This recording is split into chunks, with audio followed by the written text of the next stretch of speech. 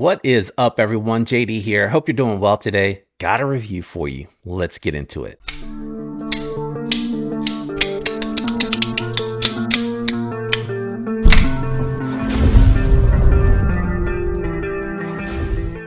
All right, guys, we are checking out a new version of the Kizer Assassin. Very interesting model they did here.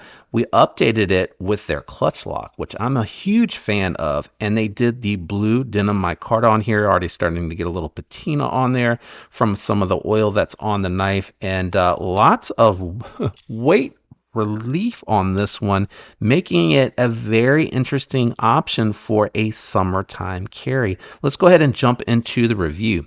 So this one here, very impressive. Nitro V. I am really starting to enjoy Nitro V from Kizer. Not an edge retention monster. Definitely want to strop it up after you have used it heavily, but for everyday tasks, it does very well, and it allows them to bring the price of this knife down significantly to make it very affordable. Thumb studs on this particular model. Again, you got very nice studs on the crossbar lock itself. You do have lots of weight relief in here to keep the weight down. Beautiful blue denim micarta, looks fantastic. I really like that. You got a steel fold over deep carry pocket clip, and kudos for making it reversible, because this is very much an ambidextrous knife. You get the same experience left-handed with these as you do right-handed, which I think is awesome. Also, they did ceramic bearings in the pivot on nylon washers, or set in a nylon caged washer, which helps make this stay nice and solid. There is no movement up and down, left or right. Very neutral ergos, but they did a nice job keeping this interesting, right? It's straight, but they did a little bit of contouring here, some chamfering here, brought it out to a little bit of a tip, so it's not like a USB drive in your hand. So I do appreciate that. And the little bit of scalloping here that they added makes it comfortable to hold. The jimping is nice, and I really appreciated that while cutting with this one. Now, it wasn't I'm not the first person to review the knife, I guess is what I'm trying to say. So the edge was a little bit, when it went through the material, but when I got it to the cardboard, boy, oh boy, was this thin blade stock really impressive. Went through the cardboard nicely, just ripping through it. And then in the pinch grip, very friendly to use. It does have a drop point, but the tip is low enough to where I didn't have to cut my wrist too much. I was able to get power into the tip and draw through there very nicely. Stropped it up, honed it up, and bang! Razor sharp, just like new, fresh out of the box. That's one of the advantages of Nitro V, is the fact that you can easily get the edge back to factory, and or sometimes better. Very smooth action on this one. It does have the clutch lock mechanism on it. I checked it when it came in, and you should be able to see right there. You have all five. I think they have this one in the middle or second closest to the end, and I don't feel a need to change this one. If it were my own, I would just leave it right here. Very nice detent, very snappy. Now, I will say one thing that I've noticed between QSP and CJRB is they don't have that little bit of give there, which does bring the tip up a little bit there, so you got to be careful with that. I have snagged the tip of my finger on there, playing with it, trying to see about the play. So I think what they need to do is maybe take that ramp and just make it a little bit steeper, so that you can get rid of that play. I think that's what I've noticed with the lock face geometry on these. All of my clutch locks, whether it's this, the Bulldog, the Drop Bear, the Escort, they all have that little bit of give, and it's just the way that it's designed for that lock face. It's a little shallow. I think if they just raise it up just a skosh more, I think that would get rid of it, because what it's doing is it's starting to break. It's starting to break away, and then right there you're hitting the break, and now you're past it. So I think if you did that, or maybe even hooked it in a little bit, but I think going straight up and down would do the trick. Just go up a little bit more and get rid of some of the rounding down that's going on there, and I think that would fix it without ruining the experience that we all have come to love with the clutch locks on these. Proud liners, so you do feel them a little bit there, but they chamfered it well enough to where it's not super hot. Now, I wouldn't use this personally to do a lot of consecutive heavy duty cutting, I think that those proud liners would eventually grate on me and start to be uncomfortable over long periods of time. But you know, to break a box down or to do a few minutes worth of some dense cutting, it's not going to be awful. You'll notice it by the end of that cutting, but again, not awful. To get into your packages, I think this is going to be excellent. You're going to be able to have very good tip control and easily guide this through whatever material that you're cutting, and then when you're done and you want to break the box down, it's just going to move through that material so well. Now I noticed on this one they didn't go with their static wash, they did a machine satin finish and slight polish to it. Came out looking really nice. One thing that I did notice here though is that the plunge grind ends way right at where the edge terminates. So it's a little deceiving because it looks like it's back in here, but if you follow the light on it, you can actually see that it ends right there. Let me do it the other way in case for some reason I sneeze or something like that. I don't want to cut myself. So you have just that little bit. Now, what I did notice on here is the lock bar is the stop pin close position, so it's way back here. So what you can do is you could just easily take this, cut, and just lose that little bit of tip there on the back side, not the actual tip on the other end, and get yourself a very nice sharpening choil on there. I think that would be excellent. Very nice, I think, for the money, and I'm glad they went with the clutch lock instead of the plunge lock on here. I would love to see them go with that top liner lock on some of these models that they're releasing, but these probably have been in production for a little while, and they just had that mini grouper come out within the last few months, so they're probably just realizing that there's a desire to see more that on more knives. I think this would be a great candidate for that. One other one that I have here too that I think would be a great candidate for that top liner lock, but I think the clutch lock is a huge upgrade on this. I'm one to say that my experience with the Assassin when it first dropped was not a good one. This is far better.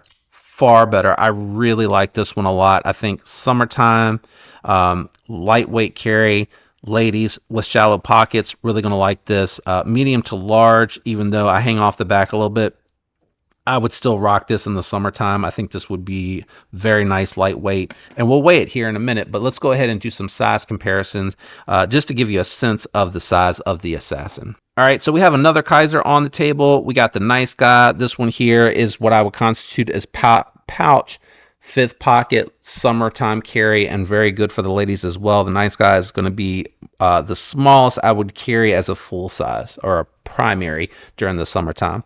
I don't know that I would go any smaller. It usually is a companion carry, and you can see the Assassin's a little bit bigger than that, and then the Ripley definitely more full-sized, and I think this brings it into perspective of where the Assassin's kind of landing. Let's do a couple more. Okay, we got a couple more on the table. We got my lightweights out here. Max 2 lightweight, more full size. I think this is really going to help you if you're wondering, if you're not familiar with the other two that I had out here, because I know that Ripley's a little bit newer. But I think this is a really good comparison here with the Para 3 lightweight. I think it is in that vicinity as far as size carry, type of carry.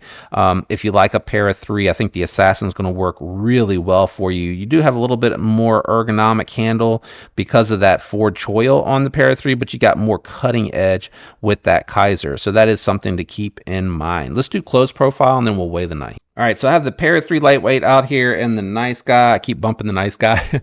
And as you can see, the nice guy is just smaller overall. It's going to take the least amount of space, but the Assassin's very close to it, right? It's just barely longer, barely has a little bit more presence overall, and I think that's going to be really nice, again, for lightweight summer carry. If you're not looking for something that's going to be super big to carry, and very comparable here to the nice guy as far as the thickness. Let's go ahead and check it out against the Para 3. I think they're the same. Yeah, pretty much the same. Pretty much the same weight there, thickness there. Let's check the weight is what I wanted to say. All right, the scale is on now. Let's see here. I think this is probably going to be in the 3-ounce range. I'm going to keep going up. 2.7, so very lightweight. Very lightweight. Great job on those relief cuts. That really, really helped with the weight there. Let's go ahead and jump into final thoughts and impressions and give it a score. What goes into the score is going to be fit, finish, materials, performance, and just my overall experience with this one. So this is more budget friendly. This is going to be around the $60 price point, if I recall correctly, just going off memory. I think what you get here, Nitro V, clutch lock, adjustable clutch mechanism, beautiful. They do such a good job. Such a good job with that blue denim micarta. Reversible pocket clip, good job making ambidextrous. A little gearing on the backspacer with integrated lanyard hole. I think that's awesome that they did that. Just the feel of this feels much better than my original Assassin that I had with that button lock. That just didn't sound good, didn't feel good. This is highly refined. They do a great job with their clutch lock. Again, I'd love to see it in a top liner lock. Having said all of that, 7 is the max for anything in budget territory. So 7 would be perfection in the budget realm. You just, you're falling shy because of the materials being offered. I like the uptick here of the blue micarta. I think that gives it some uniqueness. Nitro V, not an edge retention monster, but very easy to hone, strop, and maintain to keep that edge working for you for a long time. Good thumb studs, not an excellent plunge grind, but it would be easy to put one in here if you're handy yourself. And T8, T6 construction, hidden hardware back here, I believe, if I recall. Yeah, there's a hidden screw. You can see it. It's notched in the geared backspacer. So disassembly, be in the medium range as far as difficulty.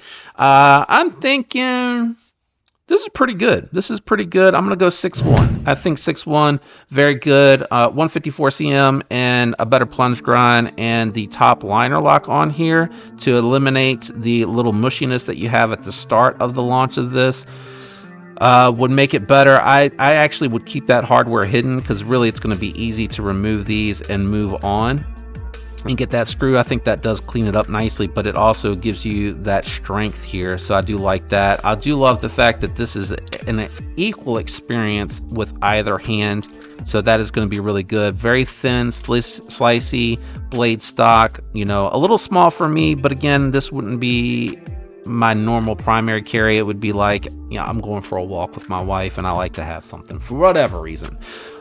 Or if I'm traveling and I just want some lightweight stuff, Nitro V, pretty corrosive resistant. I'm not worried about it corroding. And, I just really like this. This is just a very simple design that works well, looks good, great materials, fit and finish are good. Maybe captive pivot. It probably is captive, but I mean a sterile pivot, I guess is what I really meant to say. Yeah, I like this one. Very solid. Good job. This version, now I still say, go back to my original video of the Assassin that I had in the button lock. I do not like that one. I continue to not like that one or advocate for that one. This to me is a huge upgrade and it feels way better. So this is an easy recommendation if you like this particular one, and it's coming in at a great price for what you're getting. So for me, this is a step in the right direction on this one. Again, I just think the liners with the plunge lock with a scale on top sometimes just doesn't work right. It works right sometimes, but sometimes it just doesn't work right. So if you like the Assassin, definitely go with the clutch lock.